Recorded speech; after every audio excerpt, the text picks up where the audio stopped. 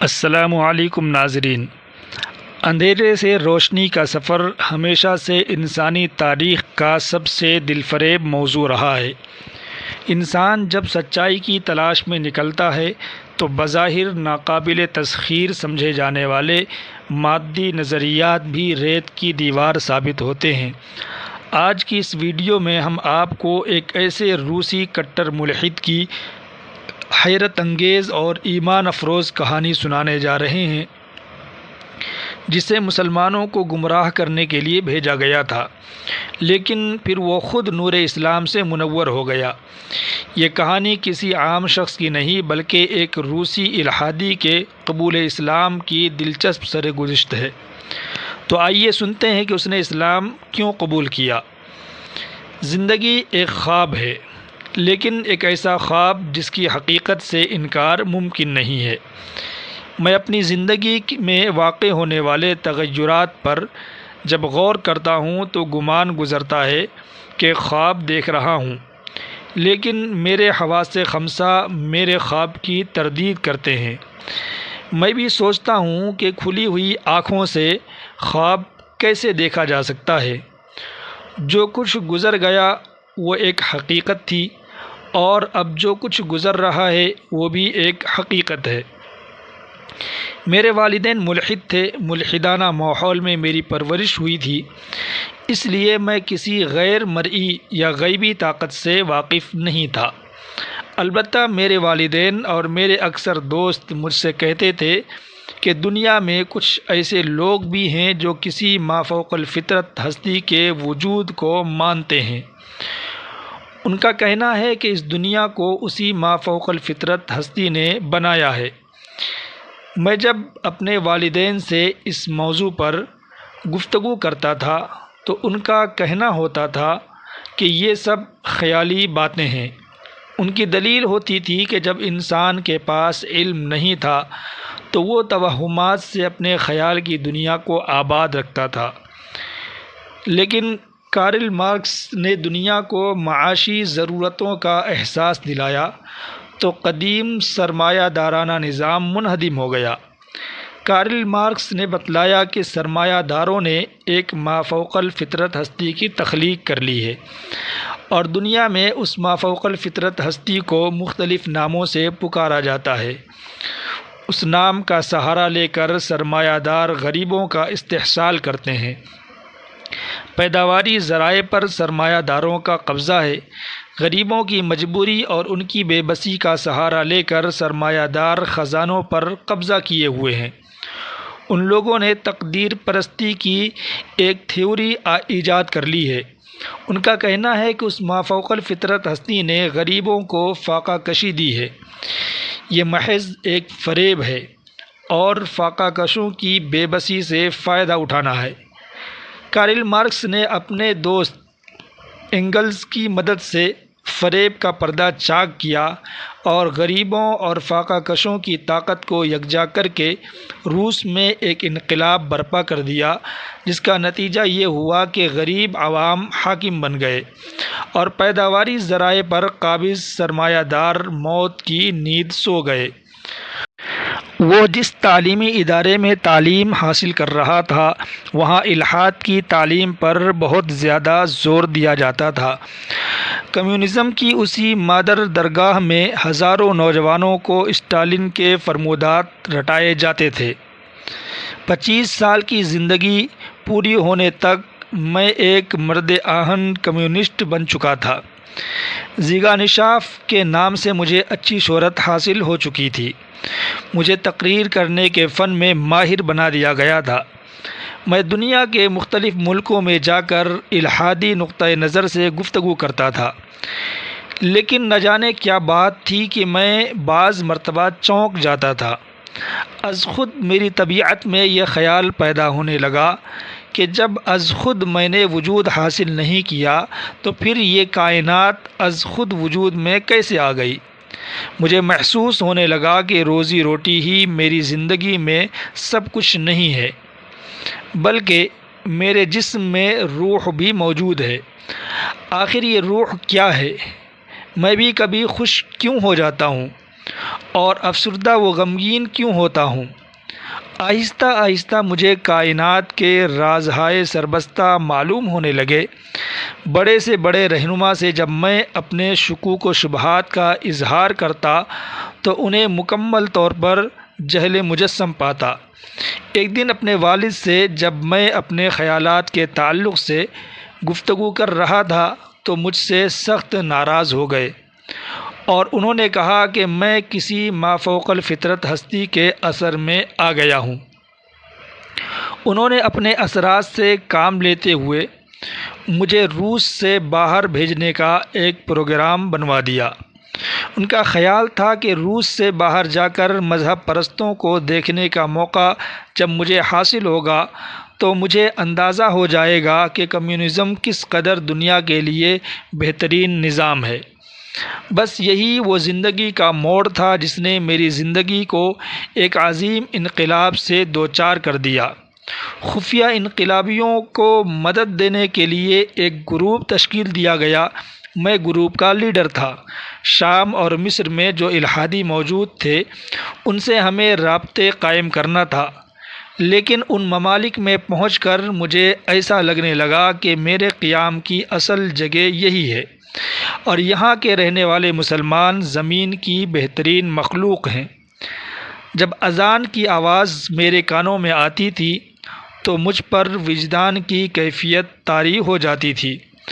مسجدوں میں جب نمازیوں کو آتے جاتے دیکھتا تھا تو مجھے اپنے بارے میں سوچنا پڑتا تھا کہ میں کون ہوں اور میں یہ سب کچھ کیوں نہیں کر سکتا جو مسلمان کرتے ہیں۔ میں کمیونزم سے مسلمانوں کو متعارف کرانے گیا تھا، لیکن مسلمانوں سے متعارف ہونے کے بعد میں اسلام کا گرویدہ ہو گیا۔ جب مجھے معلوم ہوا یہ کہ مساوات اسلام کے بنیادی عقیدوں میں سے ایک اہم خصوصیت ہے تو میں حیرت زدہ ہو گیا۔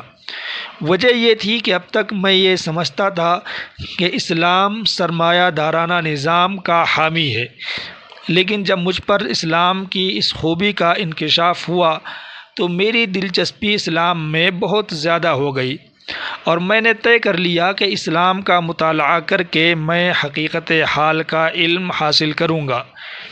میں نے علماء سے رابطے قائم کیے اور ان سے گفتگو کر کے اسلام کے بارے میں گراں قدر معلومات حاصل کی۔ میرا مطالعہ اسلام کے بارے میں جس قدر وسیع ہوتا جا رہا تھا اس کے مطابق جذبات کا تلاطم میرے سینے میں مجزن ہوتا جاتا تھا۔ قاہرہ میں چند ماہ قیام کے دوران میں نے دنیا کی بہترین اسلامی تصانیف کا مطالعہ کیا اور یہ نتیجہ اخذ کیا کہ کارل مارکس اور اینگلز کی کوئی حیثیت نہیں ہے، بلکہ انسانوں کے مابین یکساں حقوق اور مساوات کا تصور اسلام کا دین ہے۔ اسلام کے آئین زندگی ہی سے دنیا کے دوسرے مفکرین نے نتائج اخذ کر کے فلسفے پیدا کر لیے ہیں۔ ایک شب میں نے خواب میں دیکھا کہ مارکس اور اینگلز مجھ سے ملاقات کے لیے آئے ہیں۔ دونوں کی داڑھیاں بہت بڑھی ہوئی ہیں، ان کی آنکھیں سرخ ہیں، بدحواسی ان کے چہروں سے نمایاں ہے۔ دونوں کے ہاتھوں پر کچھ لکھا ہوا ہے، لیکن زبان ایسی ہے جس کو پڑھنے سے میں قاصر ہوں۔ میرے پوچھنے پر دونوں نے اپنا تعارف کرایا اور بتلایا کہ ان کے ہاتھوں پر فرشتوں نے گمراہ لکھ دیا ہے۔ دونوں کا کہنا تھا کہ انہوں نے اسلامی مساوات کو اپنے فلسفے کی بنیاد بنایا اور خدا بیزاری پیدا کر کے انسانی نسل کو گمراہ کیا، اس لیے وہ شیطانی دنیا کے باعث بنا دیے گئے ہیں۔ انہوں نے مجھے انجام بد سے بچنے کے لیے اسلام قبول کرنے کے لیے کہا۔ واقعات تو بہت طویل ہیں، لیکن میں نے اپنے ماضی کو نظر انداز کرتے ہوئے اسلام قبول کرنا طے کر لیا۔ مجھے اس حقیقت کا ادراک تھا کہ اسلام قبول کرنے کی صورت میں مجھے بے انتہا مشکلات اور مصیبتوں کا سامنا کرنا پڑے گا۔ الحاد کے طرفدار مجھے موت کی نیند سلا سکتے تھے، لیکن اسلام جس کے دل میں جگہ بنا لیتا ہے اس کے لیے اسلام اپنی جان سے بھی زیادہ عزیز ہو جاتا ہے۔ چنانچہ میں نے قاہرہ میں مسلمانوں کے درمیان اسلام قبول کر لیا۔ میں زیگا نشاف سے علی نشاف بن گیا، یعنی اسلام قبول کرنے کے ساتھ میں نے اپنی روسی شناخت کو قائم رکھا تاکہ میں روس میں داخل ہو سکوں، لیکن جلا وطنی شاید میری تقدیر کا حصہ ہے۔ یہ کس قدر عجیب و غریب بات ہے کہ میں مسلمانوں میں الحادی خیالات کو فروغ دینے کے لیے بھیجا گیا تھا۔ مجھے یہ زعم بھی تھا کہ میں روشن دماغی سے کام لیتے ہوئے نوجوانوں کو کمیونزم کے رنگ میں رنگ دوں گا، لیکن مسلمانوں کے درمیان جا کر میں اسلام کے نور سے شرابور ہو گیا اور الحمدللہ آج میں مسلمان ہوں۔ مجھے یہ کہنے میں ذرا بھی عار نہیں ہے کہ عالم اسلام کے علمی حلقوں سے میرے رابطے بہت اچھے ہیں۔ کمیونزم کے خلاف میں نے قلمی جہاد شروع کر دیا۔ مجھے اس بات سے بہت زیادہ مسرت ہے کہ میں نے کمیونزم کے تعلق سے اپنے جن خیالات کا اظہار کیا ہے اس سے کمیونسٹ حلقے اور الحادی خیالات کے مافی پسپا ہو چکے ہیں۔ میری دلیلوں کا ان کے پاس کوئی جواب نہیں ہے۔ اسلام کی برتری اسی میں ہے کہ وہ محض روٹی کپڑا اور مکان کی بات ہی نہیں کرتا، بلکہ اسلام کے نزدیک یہ زندگی کی بے حد سطحی ضروریات ہیں۔ اس سے بڑی ضرورت کردار سازی کی ہے۔